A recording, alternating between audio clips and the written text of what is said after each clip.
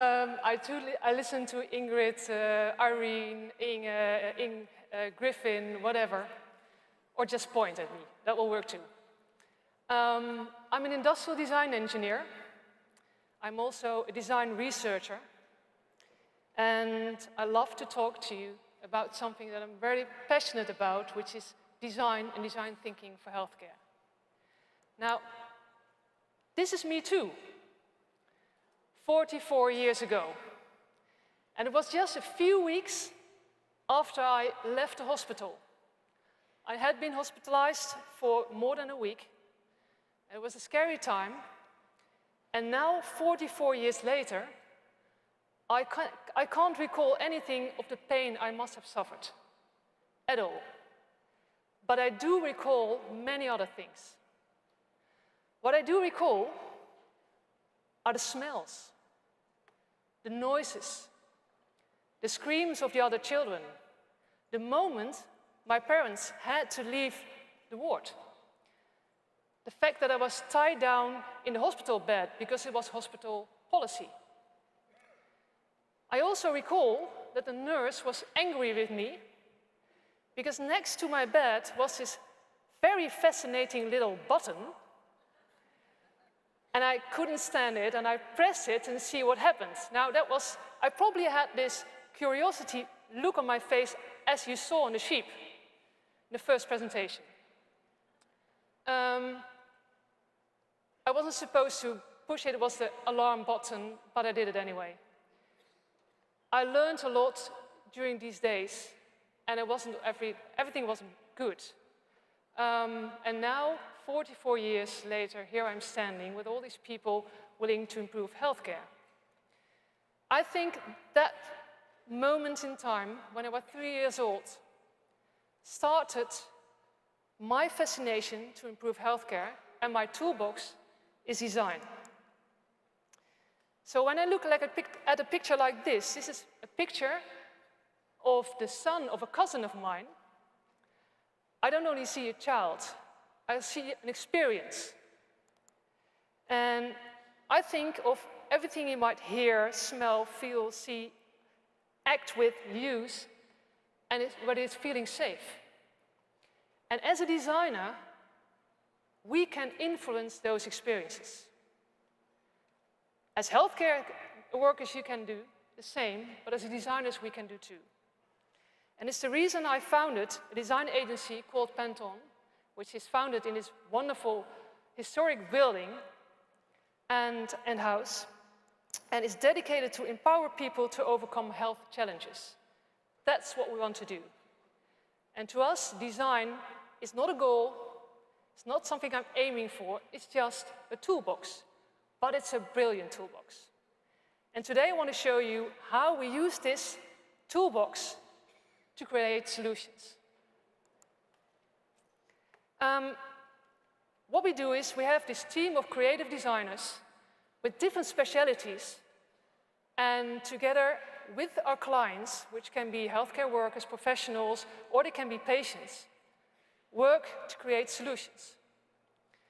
And if you think about design, well, many people that I meet think about furniture or fashion. Design is a lot more than that. Are there any designers in the room? Because if you're all designers, I can skip a large part of my presentation. Okay, I'll leave it in. First of all, you've got product design, which is the best known. You can think about MRI devices, CT scanners, all the way up to these tiny little disposables. It's all product design, medical devices. You've also got interaction design, which you know from all the e-health solutions. That could be like websites or apps, but also interfaces of complex devices. If it's a user-friendly device, then it's a good design, a good interaction design. You've also got service design, which is also a subdomain that we are working on. And service design is designing the entire process, which could be a treatment, and you redesign all the context moments that a patient has in this entire treatment for a better cause. It could make it more safer, more consistent, more user-friendly. So you focus on a process. And the fourth will be contextual design, where together with architects and interior designers, you create an environment that supports better healthcare. Within these domains, there is even more, like information design, brand design, strategic design, but just leave it with these four.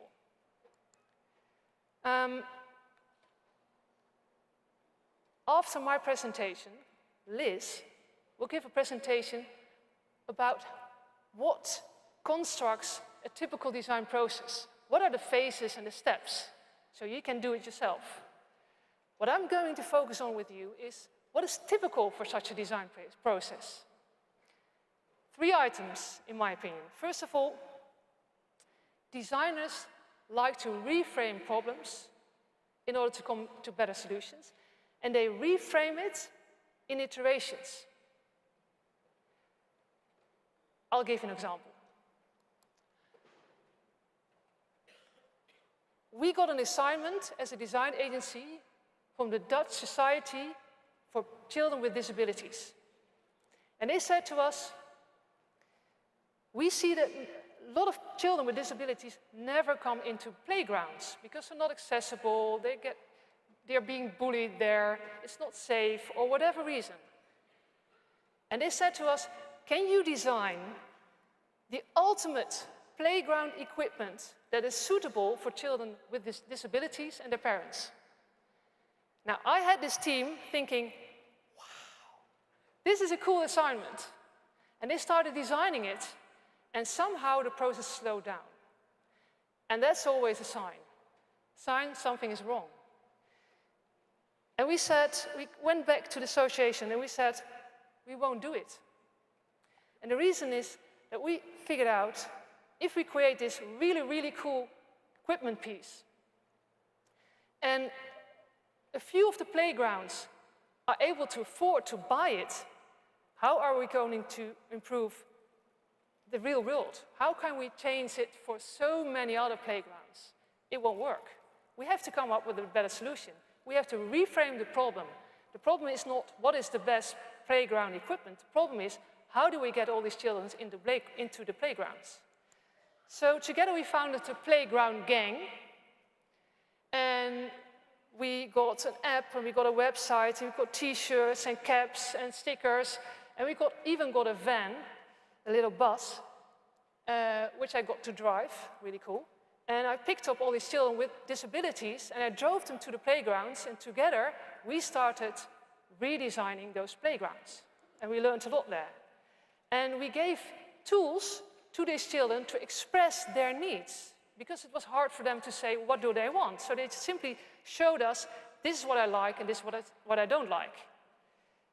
And we had a lot of fun too. Imagine it's your job to stand in the playground, and spend your time there. And then we said we need to design small devices instead of this huge equipment, small devices that make regular playgrounds accessible for children with disabilities. For instance, this one. Nowadays, I have to admit, it kind of got out of hand. Because the Playground Gang is over 500 children big. It doesn't fit in my bus anymore. So now it's a separate organization, and together they're changing playgrounds all over the country. This is just one of the meetings they had. And to them it's a big difference, because they used to be special children and now they're children with a mission changing playgrounds. That's reframing a problem. So in the end, reframing comes down to, in a design process, new designs emerge, addressing potentially unmet needs for users and other stakeholders, and describing solutions, and that's where it comes to, that would otherwise be difficult to imagine. That's what design can do. Second, typical for the design process is balancing user needs technical feasibility, durability, and also market viability, which means cost effectiveness. I love to listen what people really want and what they express about it, but that's not the only solution. We can't simply listen and ask them, what do you want? You have to help them sort out what the best solution will be. So in the end, it's the combination, it's finding solutions, options, variations that are also viable and technical feasible. And that's a puzzle, so we need those designers to do these puzzles. Third is, and personally this is my favorite, it's co-creation with a shared language. What I mean is, I need, as a designer, input from so many people, everybody with experience, expertise, knowledge. So how do I find this language that everybody understands and can contribute to, can use? I'll give you an example. If I want people to express what is important to them, their real needs, I might use photographs. And it will be far more effective than just language and talk about it, because it's difficult to talk about emotions and what's really important to you. And just to give you another example, at some point, we had to redesign and figure out a better layout of a surgical room. And instead of making a program of requirements, you probably ever know about it, and making just a document that's in the cupboard somewhere, we made these metal plates. They're actually memo boards. You can simply buy them at the IKEA. And we took the drawings of the architects, simplified them, placed foil on top of them, and then we had our magical magnetic board. So we made two of them that simply show the layout, and we made small magnets of the people and all the devices. And immediately, when we presented it to a team of scrub nurses, surgeons, etc., their hands would go forward. And it started shifting all these parts and explaining to each other, this is where I'm standing, this is what you are doing, and this won't fit. And as you can see, we made two panels.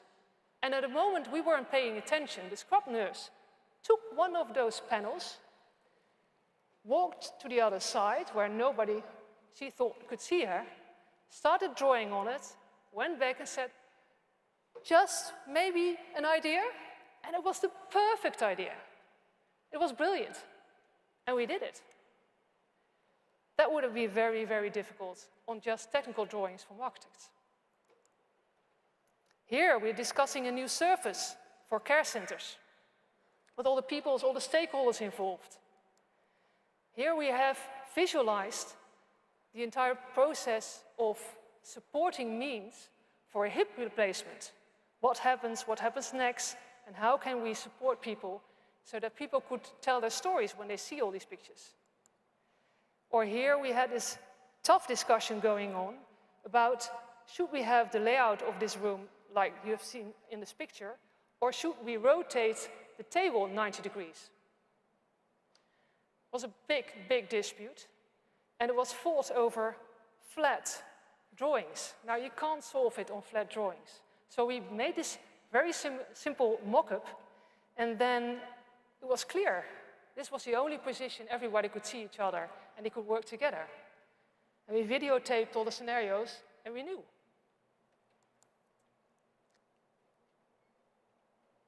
There are several ways you can involve end users in your project. And for the remaining part of my presentation, I want to show you variations of how to implement user feedback, how to involve patients in particular in your project, and other end users.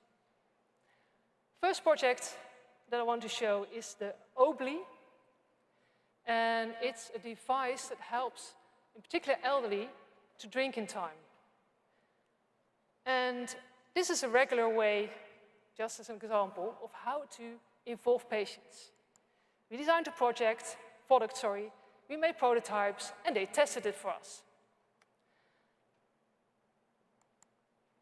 And they said, well, we want to have feedback along the day, how much we have been drinking, and if it's a good, if we are on track. So we added features based upon these user tests. That's the well-known way of having feedback of users. But here's another idea.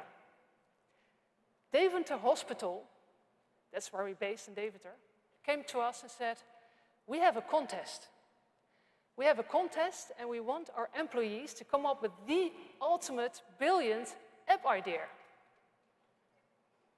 Can you coach all these members so they come up with really great ideas? And we said, we love it. So we had these workshops at our design facilities, invited all these people, and they got to design.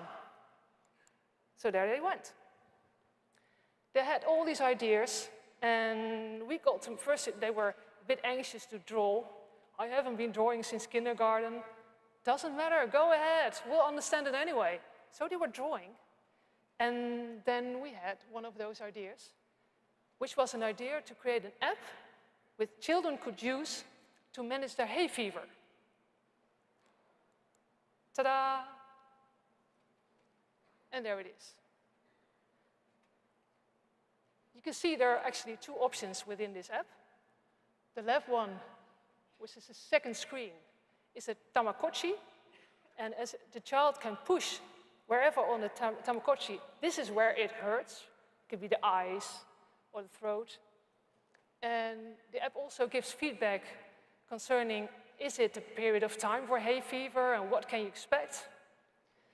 But also for children that are a little bit older, you could use a version of making a selfie, and you can log whatever trouble you have with hay fever. It appears that even the older children thought the Tamagotchi was very cute, so they liked it anyway. So the majority is using the Tamagotchi. What I like about this project is that the original idea, the first sketches, weren't made by designers, they were made by the end users, being the caretakers. And then we tested it with the end users, being the patients. Third case.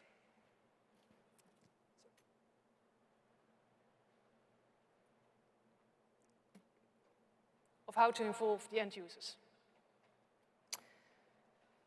In Holland, we have these standards for perioperative procedures.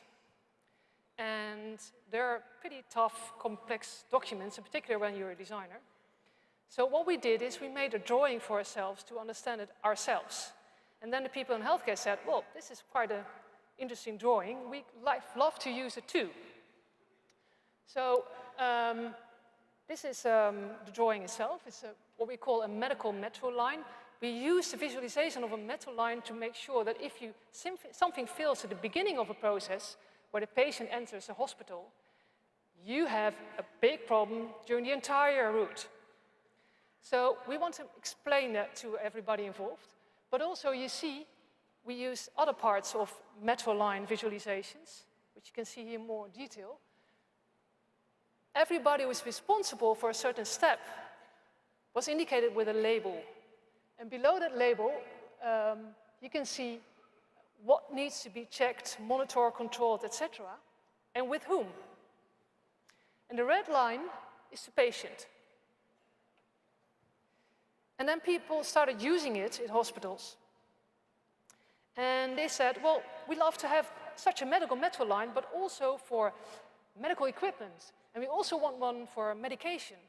So we started drawing these, and we learned a lot about medication and medical equipment and how it's being processed in hospitals, etc. And then they wanted more medical metro lines. And at some point, we're thinking, are we going to be the design agencies designing just medical metro lines, or should we be smarter?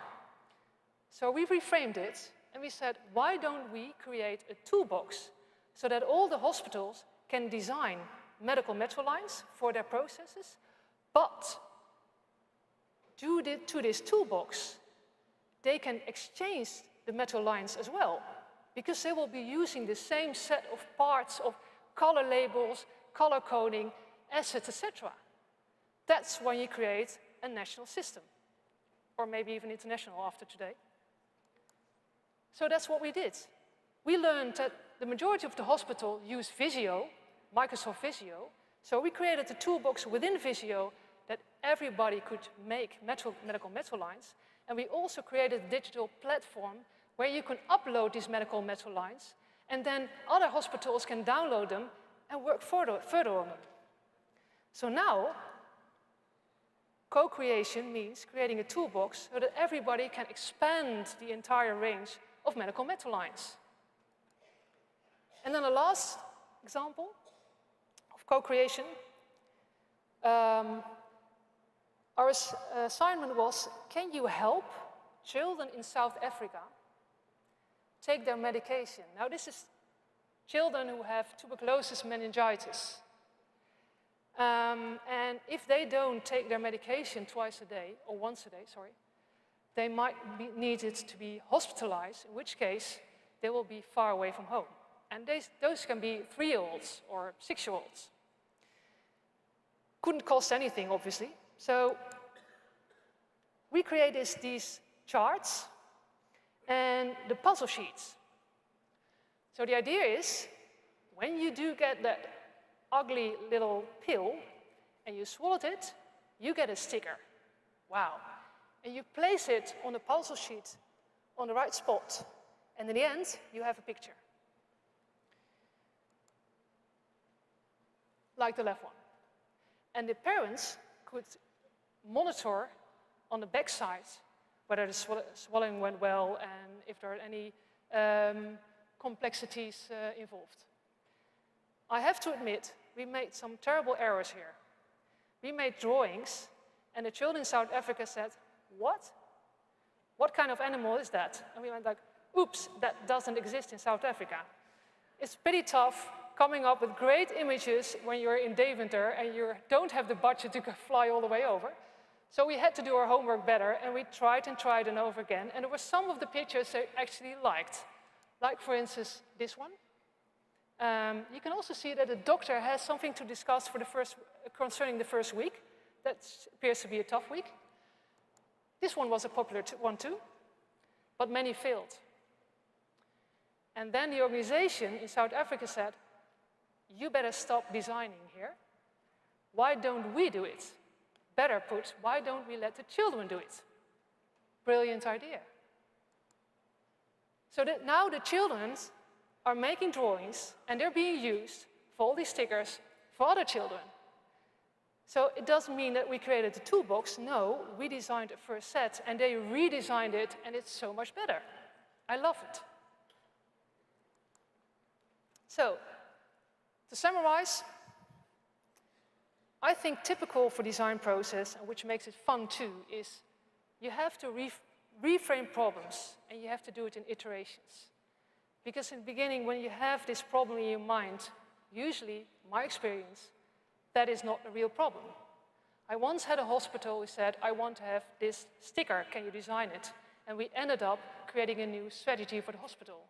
Not because we wanted to create a new strategy, because that sticker and what it had to say and what message it had to show wasn't clear.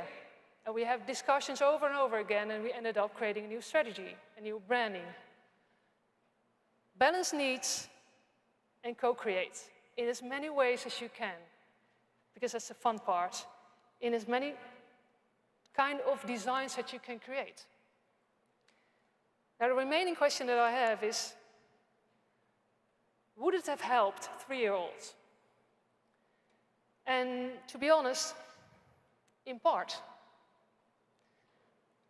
What I see nowadays, 44 years later, is that there are many people all over the globe are creating absolutely brilliant designs. But so far, it's hardly ever a system.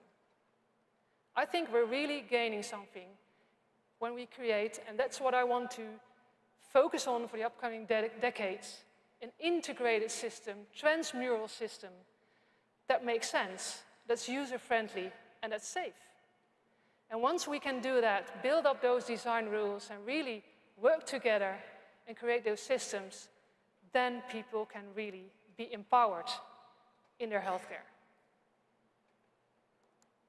Thank you.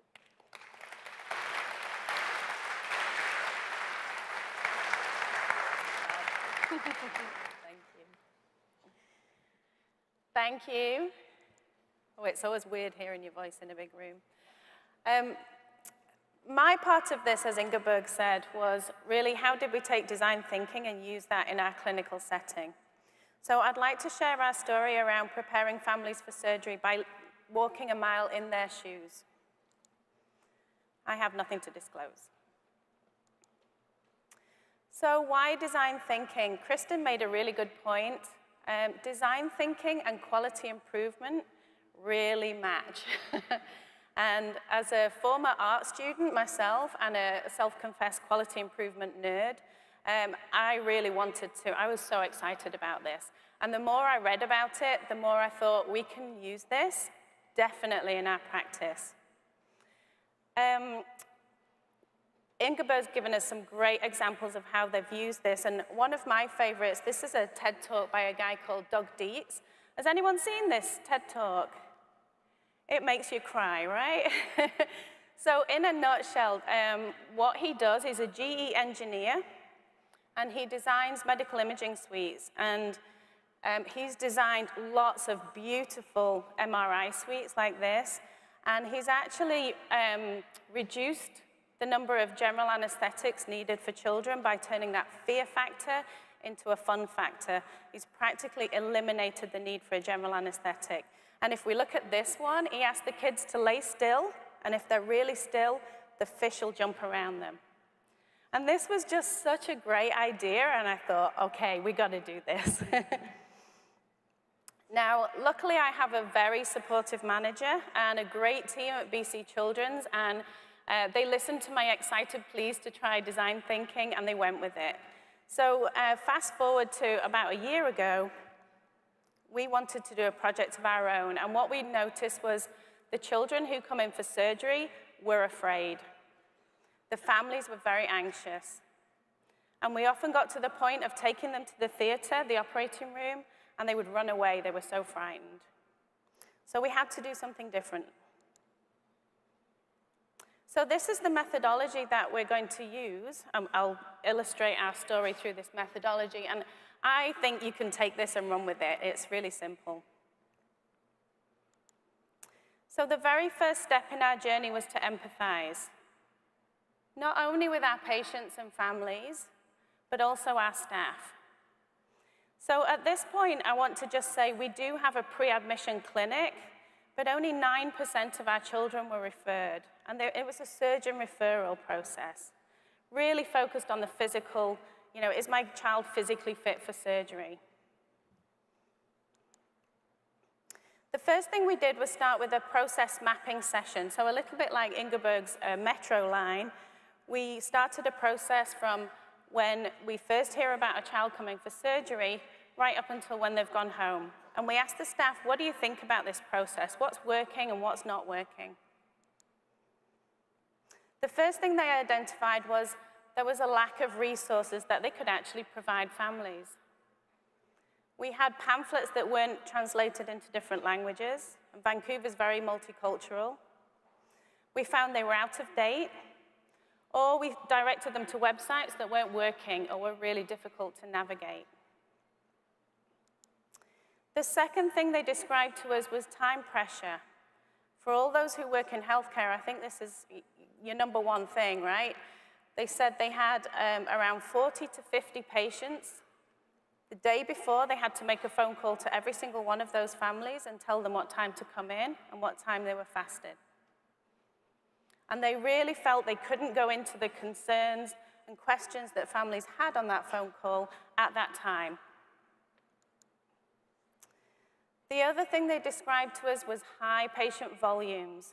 So again, with that many patients coming through, everybody felt it was their job to make it as efficient as possible and to move patients through our system quickly. And the other thing we realized was people were working in silos. And I know we hear this a lot, but what that meant to the staff was they didn't know what somebody had already told the family. And we didn't know what the family had already told me versus told somebody else. So then we wanted to go after the family experience. We only asked a couple of questions to start with. Did you feel prepared as a result of the information that was provided? 92% said yep, but 8% said no. So this got us thinking, what's happening there? And then we asked, what was their recent surgical daycare experience like? And although, again, many felt it was good or very good, as they reported, 14% said they had a satisfactory or poor experience. And I'm sure these numbers are exaggerated. I'm sure people want to say things were good when they weren't. So what we did first was we had a patient journey mapping session last June, so almost a year ago. And in this, we invited families to come and share their experience with us, and we wanted to know how care was received. We knew how we delivered it, but we didn't know how it was received. We wanted to know what works and what doesn't work. So anything they could share with us was going to be valuable. And we also wanted their improvement ideas through the session. So what could we do better? And my ground rule for me, which I told the group, was I'm not going to shoot any of your ideas down. So even if I know we don't have an email policy in place, you say email, we say great idea. So this was our typical family, and I know designers sometimes use a persona. We tried this on for size, but the good thing about this was it gave the families some anonymity. They were really worried that their information was going to get back to their provider. The other thing was it helped us tell the story from their perspective. And I literally drew these out, little stick men, to tell the story based on what they told me. So this was our typical family, working mom with a couple of kids. One has complex care needs, and they'd undergone multiple surgical procedures. So the first step in their journey was right back in the clinic deciding they needed surgery. At this point, we were looking at just the dental population because that's where we could get our data. But what we realized were a lot of common themes. What we did ask families to do at that point was go and find a GP and get a full medical history and then bring it back to us, and then we can book your surgery. And the families described to us the stress of all this. They had to take time off work, pull their child out of school. They might have needed childcare for somebody else. And then they might have not had a GP, so they had to go to a walk-in clinic. And then guess what? When we didn't get the results back, we went after the family and said, get me the results. And the irony is, we asked anesthesia, so do you see this? And they said, sometimes. The other thing they said was they repeated their history many times to many different people. And what a good experience for them was when somebody had actually bothered to read the chart ahead of time. They said it made me feel like you'd tried to get to know me already. So our idea coming through this was, is there a way we can record their information and be able to share it with other people? And the GP thing, we stopped that. It's a long wait for surgery. Bit of an under-exaggeration there. Some of these families were waiting 6 months.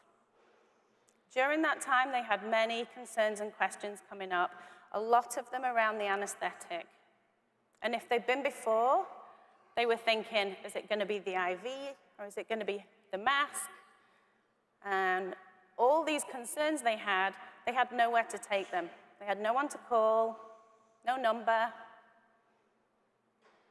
And so they were really left in the dark in this phase. So our idea really was to, let's put somebody in there, give them a contact number of somebody they can call if they have any questions whatsoever while they're waiting. The day before surgery, every family gets the phone call. You're going to come in at this time. You're going to be fasted from this time. One family described to us that she was called and told to come in at 6:30 in the morning, and there was no bus service at that time. She was a single mom. She didn't have any way of getting to the hospital. And she had to phone all her friends that day and ask who could take her into hospital for 6:30. And she described feeling a real burden to her friends. They asked, "Why can't you give us some choice about this?"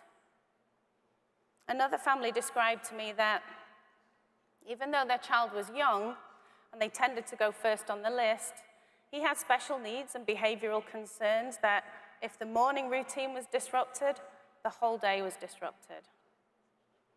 So they asked us, "Can you just give us some choice?" We said, "Sure." The admission to hospital, so the big day, they arrive, and we were really upset to hear families describing being labeled as that difficult parent if they had questions, concerns, or they were just trying to advocate for their needs. They talked about discrimination. They could clearly see that somebody else was getting better treatment or different treatment from them, and this was really upsetting for them, not surprisingly. They sometimes felt they'd come in with a plan, and at the last minute we said, "Nah, we know best, we'll do it our way," with no consideration for what the families want. When it went well, it was a collaborative approach. So the healthcare providers had met with the family, they talked about what was going to happen, and they involved them in the care. And the families just said, "Please acknowledge that I know my child better than you, and listen to me when I have concerns about this." All totally reasonable.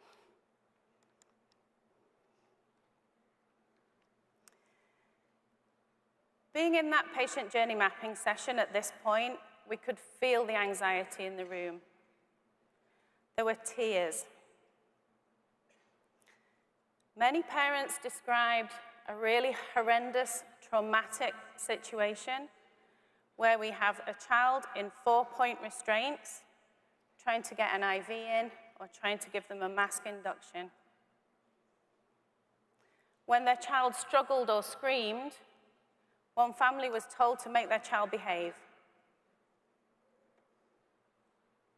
This made her feel like a terrible mother. She couldn't control the behavior of a child who was really clearly just terrified. We found parents on the floor outside crying after they've left their child. They had no one to support them, no one to debrief, nobody to talk about what just happened and why did that happen. And we knew we could do better. One parent actually said to us, "Have you guys heard of trauma-informed practice? Can I just have a show of hands if you've heard about trauma-informed care or trauma-informed practice?" Okay, a few people. I was one of those who had heard of it and not really known much about it, but this mom had a really good point. She said, "It's a bit like this. Instead of saying, 'What's wrong with you? Why are you behaving like that?' ask me what happened to you and how is that showing up today?" So this was really about our nursing practice, our care that we give people. Waking up. We were being so efficient moving those patients through the system. We didn't give the parents a second thought, really. Many parents described being rushed out of there. One family said, "We had 10 minutes to wake up and then they booted us right out of there, and we could see there were 5 empty beds." This is exactly how one parent described this to me. She said she was there with her child struggling and being upset, and the nurse shouted over her head and said, "Get me a spot in daycare, let's get this kid out of here." Really felt like a burden and an inconvenience to us. When we did it well, and we did sometimes, we'd get the parent at the bedside before the child woke up. And one parent said how reassuring this was. He never felt like I left his side. So we do strive now to try and get the families there as soon as we can. Going home. Similar story. We were pushing these families out of the door as fast as we could. We honestly thought we were doing the right things sometimes because they're upset and they just want to go home. But this often left the families in a dilemma where they didn't feel ready, they didn't feel safe to go home. One parent described to me that he sits in the car park with his child after the surgery outside accident and emergency in case they need to go back in. Another mom said the same thing to me. She said as she was being pushed out of the door, she was asked, did she have a discharge plan? And in her head, her plan was to, yep, I'll leave, and I'll come straight round and come in through accident and emergency. Even the word discharged for home, it's like we're getting rid of a burden. And this language is very important, I think. So what they wanted was to be involved in the plan of care, to start that discharge process way sooner upstream when they actually had time to absorb some of these things. When they had time to understand what we were teaching them about going home, when to take pain meds, what to do for activity, when to go back to school. We were giving them all this information as we're pushing them out of the door.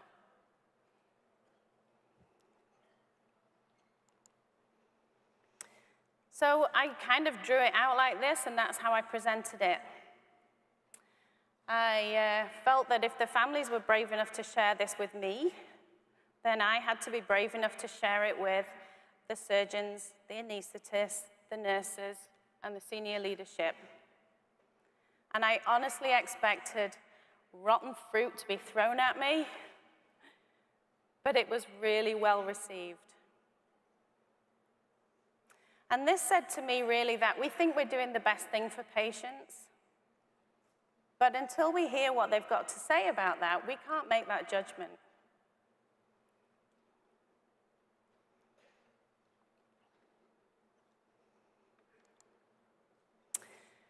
Okay, so that was the empathize piece. I'll be honest, it was shocking when we heard that whole story, and really quite upsetting. We thought we were coming to work to do the right thing, and we were just traumatizing these families more often than not. But the next step in this design process was defining all our work. So we'd learned all of this information from staff and from families, and now we needed to figure out what we were going to do about this. So just like quality improvement methodology, our aim was to improve patient and family experience through better assessment, preparation, and support. We hoped that we would reduce anxiety and have a better experience of surgery if we could do those things well. This was the fun bit. I love the ideas stage. We asked staff to come up with as many ideas as they could. We asked the families to come up with as many ideas as we could. These were our top 5 ideas. There were lots. What we realized through all this was we're very good at assessing physical health. What patients need, ECGs, blood work, we do all of that really well. But we don't assess the emotional and psychological needs of the families. What does it take to really feel prepared for surgery? So we wanted to get a better assessment of that. We wanted to provide a contact number. We didn't want families to feel left in the dark around who they could call when they had a question. We wanted to be able to send resources electronically. Families often said, when you give me that call the day before, I don't even have a pen and paper handy. Can you not just text me your fasting times and arrival times as a reminder? And can you send me emails? And can you send me website links so that I don't scare myself silly looking at general anesthetic on the websites? We wanted to develop a shared plan of care with the family. asking all the right questions. What do you need to feel prepared? And we wanted to support parents during the induction. So that time when they're releasing their child into our care, we needed real support happening right there. So, what did we do? Following this same methodology, this is prototype. And for us, that meant pilot. Let's try something. So we had a pilot project. We went back to the dental clinic because they were kind of friendly. And we'd already begun some work there. Also, they operated every day, so we knew we could learn pretty fast through this. These patients often had comorbidities. They'd often been through the system a lot of times. And they were a population specifically who had a higher incidence of behavioral concerns of all kinds, which was often the reason why they were being admitted for dental surgery and couldn't be examined in the chair. So this was a really good population that we wanted to help. So we developed a questionnaire. Sounds simple. This wasn't just a physical, have you got heart condition, asthma? We wanted to know more about what they needed. So we wanted to know things like, what are your child's triggers? What do we need to know about you that we haven't asked you already? How do you think your child will cope? What can we help put in place to help that happen? What would some barriers be to you getting here on time? Thinking about the bus system again. We started off with in our prototyping, if you like, we started off with a paper questionnaire. This got very long. And we partnered with an external company who've been fantastic at helping us develop an electronic questionnaire with a platform for the families to access. And once they've filled it in, they can print it off themselves. So they have their own record of their health. The other thing it does for us as the providers is it gives us a summary page. So we can then just glance at that when we get it through, and it'll tell us the pertinent pieces of information that we need to know. This took quite a lot of time to develop, and it just went live in February. And we're just in the process of collecting our results, and they've been really good, really positive so far. But we've had to change the language sometimes. Families didn't understand what we meant by this. There's little help functions now that tell them what asthma is, for example. This has been really helpful. We called every family. About a week or two before surgery, every family gets a phone call. We review the questionnaire with them. We talk about what's going to happen on the day, and we ask them what's going to happen. What do you need for us to make this happen? Phone calls take around half an hour. It depends on the family. And sometimes we have to discuss with the anesthesiologist, anesthetist, do you need to see this family? And sometimes we'll make that referral. We were able to send resources by email after just 9 long months.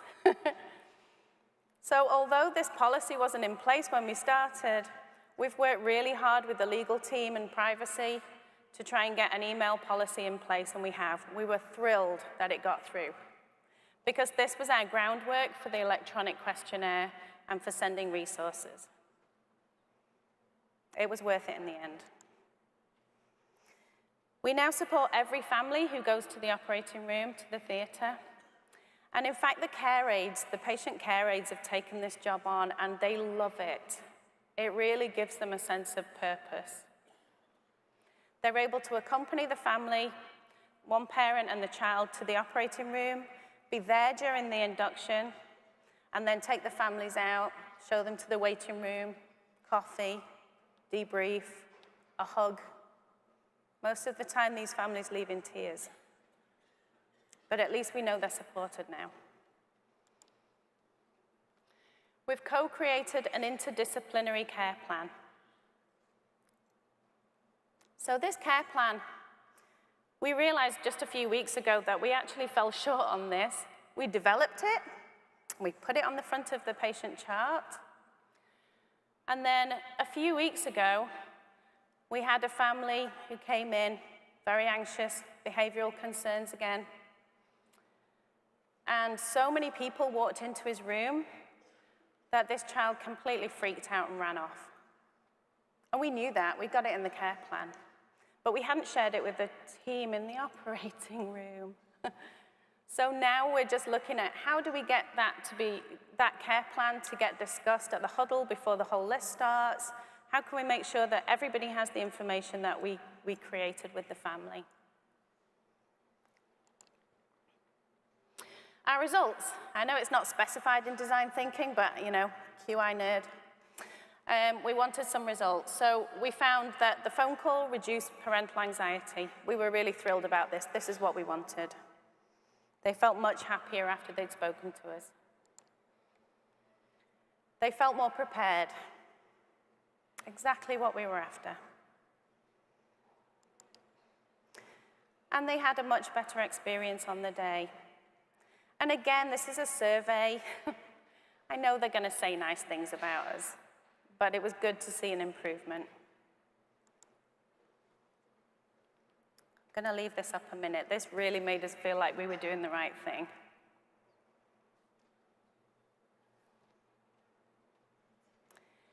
This child had been sent a prep book. It's kind of like a little photo book.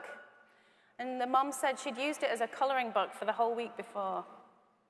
So this child had really acclimatized herself to what was going to happen. And this was just lovely. We shared this with the whole team. We wanted to know what it was like for the providers since we did this. One anesthetist came, she was actually in tears. She said, we used to joke about these families who'd told their kid they were going for a trip to the seaside. But we've failed them. By not helping them prepare their child and themselves, we'd failed them. And she vowed to do better. In terms of the staff on the day, they felt everything was much smoother. Any issues had already been figured out. The phone call the day before was much faster. The nurse was basically like, this is what time you're coming in. This is what time you have to be fasted. And now we're looking at whether that work can actually be done by somebody else, not a nurse. And if indeed we can start texting this. And the final stage is test. And this is kind of where we're at now. We're at that point now where we've run our pilot for quite a few months with different iterations as we've gone along, and we're really ready to expand to all services. We want 100% of families screened, 100% of families get the phone call. We want to create an automated satisfaction survey. So we totally appreciate that we're asking them to fill in a questionnaire about how was their experience, and then hand it right back to us. So we want something that they can take away at any point of care. They can go on their phone, and they can create, they can give us their feedback. And we'll get real-time feedback. That's what we want. We want to be able to look at that dashboard and say, this is how well we're doing, or not. And we really want to explore trauma-informed care. When I look at the literature out there, it's prevalent in mental health, and we're just starting to see it come into ICU, emergency departments, and I've yet to see a study that talks about this in surgery, but I hope we'll be the first. So our lessons learned from all of this: design thinking works really well. It keeps the patient experience right at the center. You can't really forget it when you've heard stories like that. And I often find myself saying, yeah, remember when the families said this? Keep us on track. Patient stories are powerful drivers for change. I'm sure I'm not the first one to say that. But it really helped us launch what we were going to do. The solutions worked for both families and providers. And for our manager, she said this was the one thing that she believed in when I was like, can we do design thinking for this? She really wanted to know it made a difference for the providers and the families. And finally, don't wait for the perfect plan, just start. About 6 weeks after we did the patient journey mapping, we started the phone calls, not really knowing what we were going to find. And since then, we've developed skill sets in people who are now kind of doing some anesthetic assessment themselves and physical assessment. They're kind of doing a little bit of play therapy job, work. And we've really learned a lot just by getting going. And we started small. The future of design and healthcare. I consider myself very lucky in Canada to be part of universal healthcare, where everybody gets it, regardless of cost. But I don't think we can sustain that in the same way. And I think design thinking is going to be critical in redesigning some of those processes, products, flows that will help us give value to the patients, the families, the providers, and ultimately the taxpayer. I really hope we've inspired you to try this for yourselves. If we can do it, you can do it. I really look forward to hearing some of the examples that I'm hoping will come out. And finally, we couldn't have done any of this without the patients who made themselves very vulnerable in telling us their story. Thank you.